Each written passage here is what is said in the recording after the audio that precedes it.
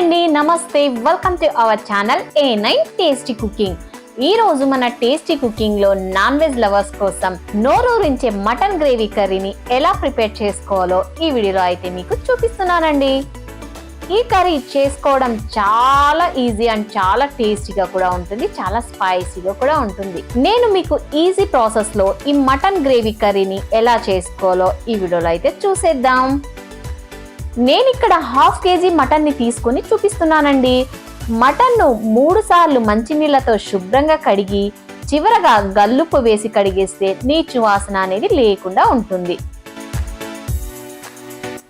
ఇప్పుడు ఒక బౌల్లోకి అయితే వేసుకొని అందులోకి 1/2 టేబుల్ స్పూన్ పసుపు, 3 టేబుల్ స్పూన్ కారం అయితే వేసుకోవాలి. కొంచెం కారం ఎక్కువ తినేవారు 1 స్పూన్ ఎక్స్ట్రా కూడా వేసుకోవచ్చు.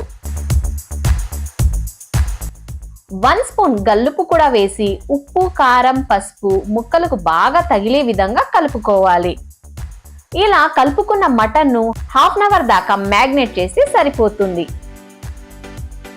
మటన్ మ్యాగ్నేట్ అయ్యేలోపు మసాలా కోసం ఒక మిక్సీ జార్ తీసుకొని అందులోకి 5 లవంగాలు, చిన్న ముక్క దాల్చిన చెక్క, 2 ఏలకులు, ఒక మరాఠీ పువ్వు, 2 బిర్యానీ ఆకులు, అలాగే 1 స్పూన్ జీలకర్ర, 1 స్పూన్ మిరియాలు, 3 టేబుల్ స్పూన్ ధనియాలు కూడా వేసి, అలాగే ఎండు కొబ్బరి చిన్న ముక్క, అందులోకి కొన్ని జీడిపప్పు పలుకులు కూడా వేసి గ్రైండ్ చేసి మసాలాను ఒక బౌల్లోకి అయితే తీసి పక్కన పెట్టుకోవాలి.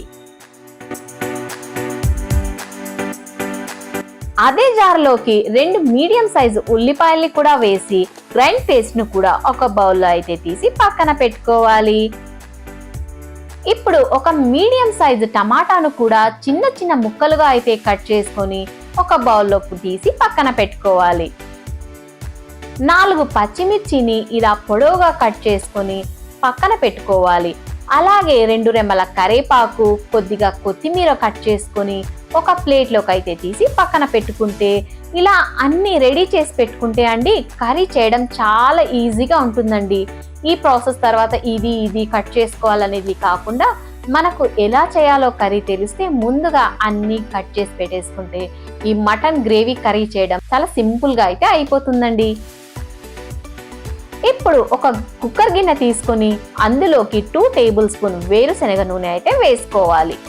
ఆయిల్ కొద్దిగా హీట్ అయ్యాక కట్ చేసి పెట్టుకున్న పచ్చిమిర్చిని వేసి కొద్దిగా చిటపటలాడాక అందులోకి గ్రైండ్ చేసి పెట్టుకున్న ఉల్లిపాయ పేస్ట్ ను కూడా వేసి పచ్చివాసన పోయే వరకు బాగా ఫ్రై చేసుకోవాలి.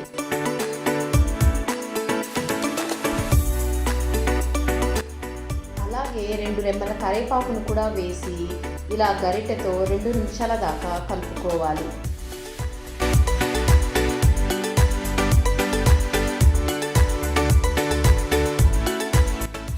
కొంచెం ఇలా ఉల్లిపాయ కలర్ మారాక అందులోకి 2 టేబుల్ స్పూన్ల అల్లం వెల్లుల్లి పేస్ట్ ని కూడా వేసి పచ్చి వాసన పోయే వరకు బాగా ఫ్రై చేసుకోవాలి. ఇలా బాగా ఫ్రై అయ్యాక కొంచెం ఇలా కలర్ మారుతుంది. ఇప్పుడు కట్ చేసి పెట్టుకున్న టమాటాను కూడా వేసి కొద్దిగా టమాటా మెత్తపడ్డాక మ్యాగ్నేట్ చేసుకున్న మటన్ ను కూడా వేసి బాగా ఒకసారి గరిటెతో కలుపుకొని కుక్కర్ మూత పెట్టి 5 నిమిషాల వరకు మీడియం ఫ్లేమ్ మీద ఉడకనివ్వాలి. 5 నిమిషాల తర్వాత మూత తెరిచి ముందుగా గ్రైండ్ చేసి పెట్టుకున్న మసాలాను కూడా వేసి ఒకసారి గరిటెతో కలుపుకున్నాక 250 ml వాటర్ నైతే పూసి ఉప్పు, కారం సరి చూసుకొని కుక్కర్ మూత పెట్టి 3 విజిల్స్ వచ్చే వరకు ఉడికించుకోవాలి.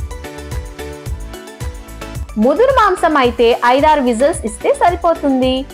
3 విజిల్స్ వచ్చాక మూత తెరిచి చూస్తే ఆయిల్ ఇలా పైకి తేలుతుంది, అంటే మటన్ ఉడికిపోయినట్టేనండి. చివరగా కొద్దిగా కొత్తిమీర వేసుకొని దింపేసుకుంటే మటన్ గ్రేవీతో కర్రీ అయితే రెడీ అయినట్టే. చూసారా, గ్రేవీతో చాలా టేస్టీగా చాలా బాగుంటుందండి ఈ మటన్ గ్రేవీ కర్రీ. రైస్ లోకి కానీ పలావ్ లోకి కానీ చాలా బాగుంటుంది. మీరు కూడా ఒకసారి ట్రై చేసి ఎలా వచ్చిందో కామెంట్ చేయండి. మీకు గనక ఈ వీడియో నచ్చినట్లయితే లైక్ చేయండి, షేర్ చేయండి, కామెంట్ చేయండి. మరిన్ని ఇలాంటి టేస్టీ అండ్ ఈజీ వంటల కోసం మన A9 టేస్టీ కుకింగ్ ఛానల్ని మాత్రం సబ్స్క్రైబ్ చేసుకోవడం మర్చిపోకండి ప్లీజ్. Thanks for watching.